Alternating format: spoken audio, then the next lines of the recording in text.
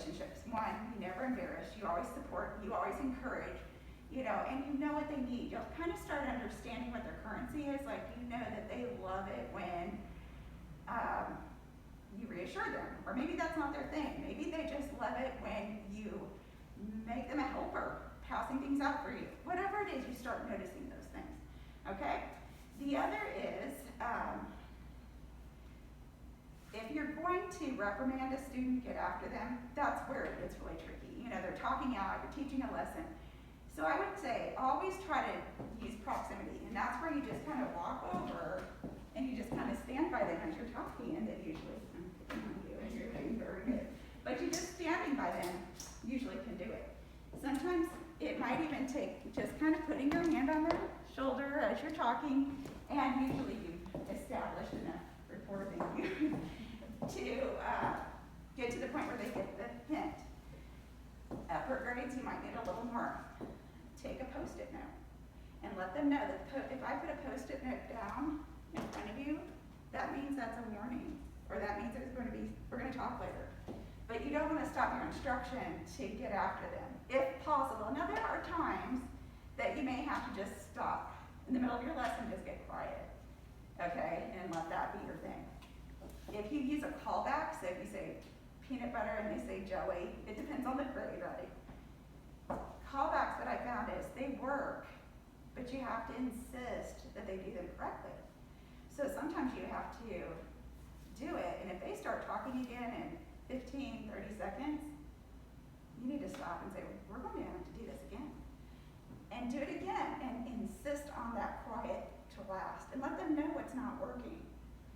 So, if you're in a classroom where you feel like, oh boy, it hasn't been happening that way, and I'm going to take over next semester. Are you guys all in the same rooms next semester? New school? Okay. This is my advice to you. Let your students know, well, hang on, you're going to have a different group of students, aren't you? Yeah. Okay. What I tell the fall group is, tell your students, when I come back from winter break, I'm going to have to put on a different persona. I'm going to have to take over as a teacher. So I know in the past, I haven't done anything about this, or I know in the past it's been like this, in a way that doesn't make anyone look bad, like you're a cooperating teacher, but I'm going to have to enforce the rules differently.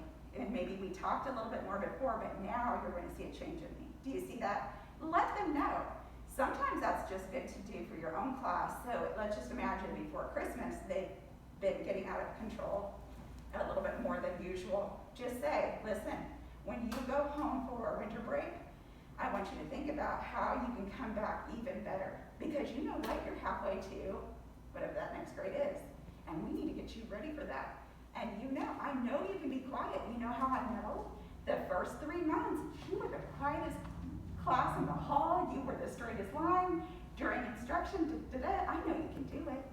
So I want you to think about how you are going to be a leader for our class and come back, and I'm going to insist on it. And it's going to be faster before I give a reprimand. Sometimes if you just give them the heads up, then when it happens, they don't love it, but they'll respect you. And that day they won't like you. Just let them not like you that day. But they'll respect you, and they'll be better, and then they'll like you again. Okay? They will, I promise. Especially if you keep your lessons fun and interesting, right? And they appreciate that. Okay. Am I in the right neighborhood of what you're wanting to hear? Okay. Something else.